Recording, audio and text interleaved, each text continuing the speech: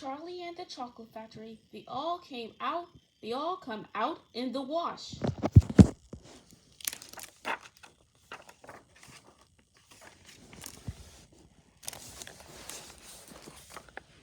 Finally, the 5 lucky finders of the golden tickets are going inside Willy Wonka's famous chocolate factory. Charlie Bucket and Grandpa Joe can't wait to see what's in store. Can't wait to see what's in store. Their first stop is the chocolate room. Inside, there's a chocolate waterfall and mint sugar grass. Plus mysterious workers called Oompa Loompas. Charlie Bucket and the other children are dazzled, especially Augustus Gloop. Too excited to stop himself, Augustus drinks from the chocolate river. Please, Augustus, please, cries Mr. Wonka. I beg of you not to do that. But Augustus doesn't listen, and he will not stop drinking the chocolate. Suddenly, Augustus falls into the river and gets stuck. It gets sucked up a pipe. It gets sucked up a pipe. Your darling boy is perfectly safe. Mr. Wonka Mr. Wonka tells Miss Gloop, the Oompa Loompas take her and Mr. Gloop to find Augustus, the greedy nincompoop. The greedy nincompoop, sing the Oompa Loompas. Now the four lucky now only 4 lucky winners are left in the factory. The remaining children and their families travel down the chocolate river. They ride in a pink candy boat.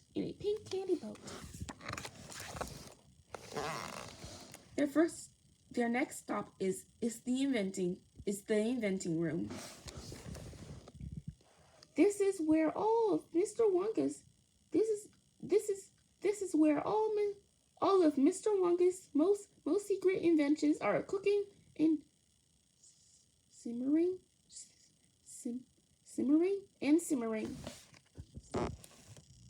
Even everlasting gobstoppers.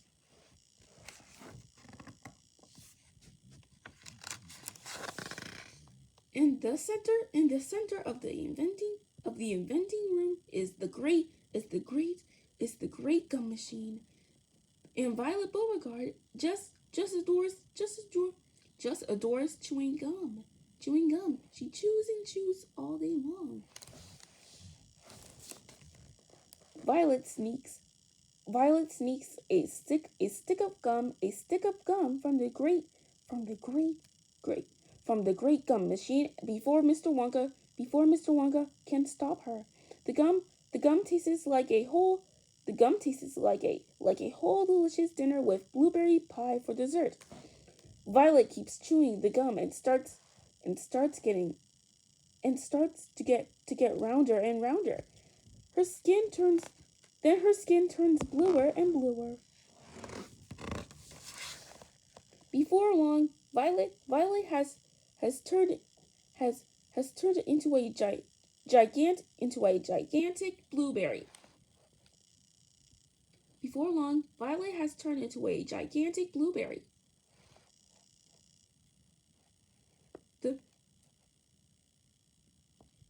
Before long, Violet has turned into a gigantic blueberry. The Oompa Loompas roll Violet away to the juicing room. Chewing gum will never pay, sing the Oompa Loompas.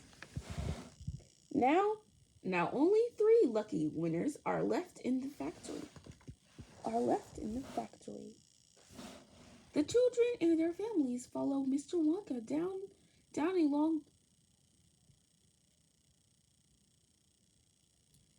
The children and their families follow Mr. Wonka down a long corridor. Along the way, they pass all kinds of mysterious rooms. Finally, they arrive in the nut room. The squirrels who work there check every nut to check. The squirrels who work there check every nut to see whenever it is good or bad. It is good or bad. Bad nuts go down to the garbage chute. Bad nuts go down the garbage chute. Give me one of those squirrels. Give me one of those squirrels, shouts Veruca. Shouts Veruca Salt. Veruca's parents always give her what Veruca's parents always give her whatever she wants.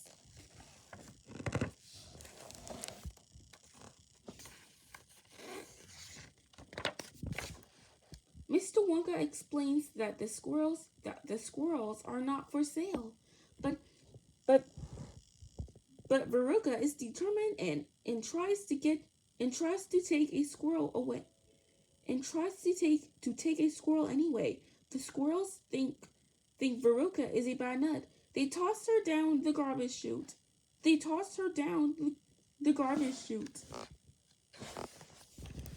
Mr. and Mrs. Salt look to see where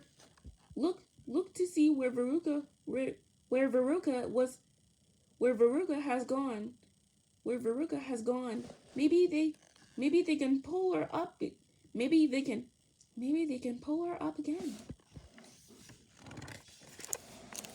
But the squirrels always throw. But the squirrels always throw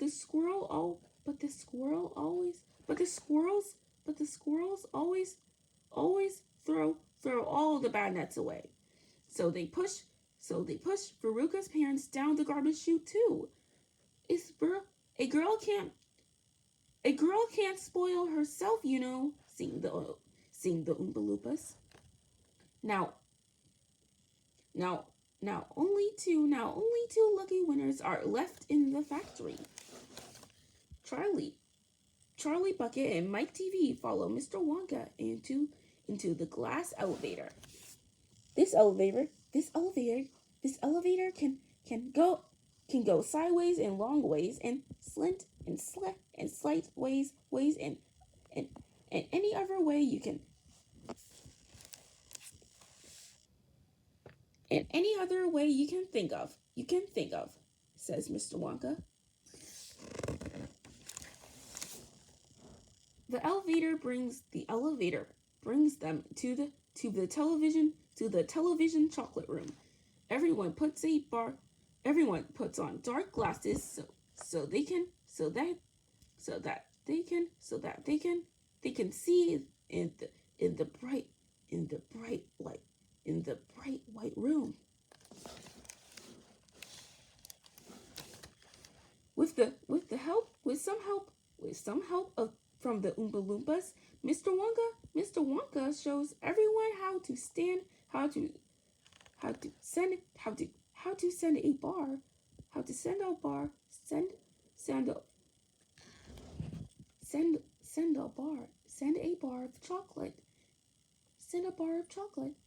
chocolate by television. The chocolate must start out giant so that it ends up small in the television. Mike TV loves television more than anything else in the world.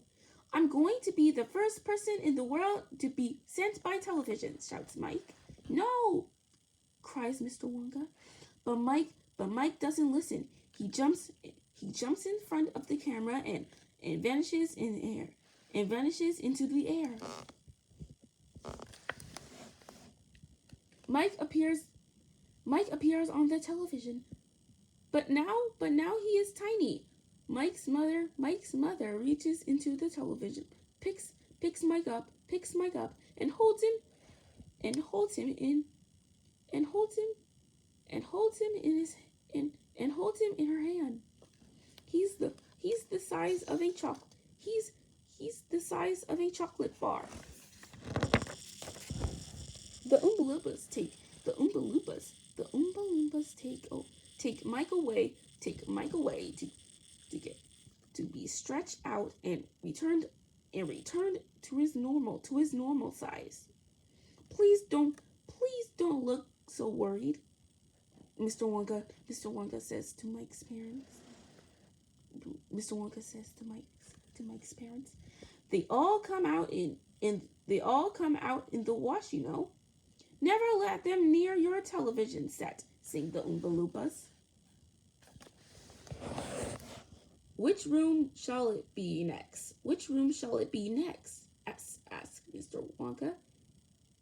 And how many children are there left now? But Mr. Wonka says Grandpa Joe. There's only Charlie left now.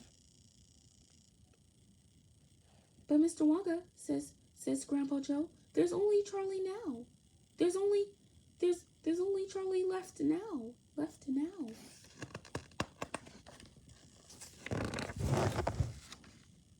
Then, my dear boy, cries Mr. Wonka, that means you've won.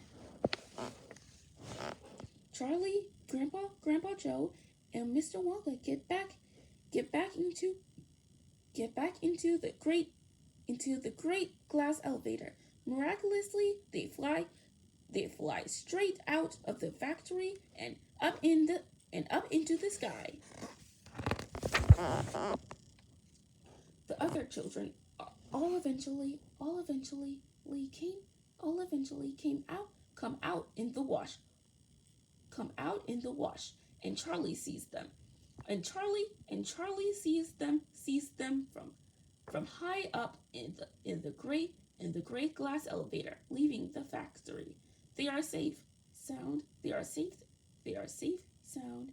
and only a little shaken. In the end, it's Charlie who wins Mr. Wonka's wonderful prize. He is now the lucky new owner of the entire chocolate factory.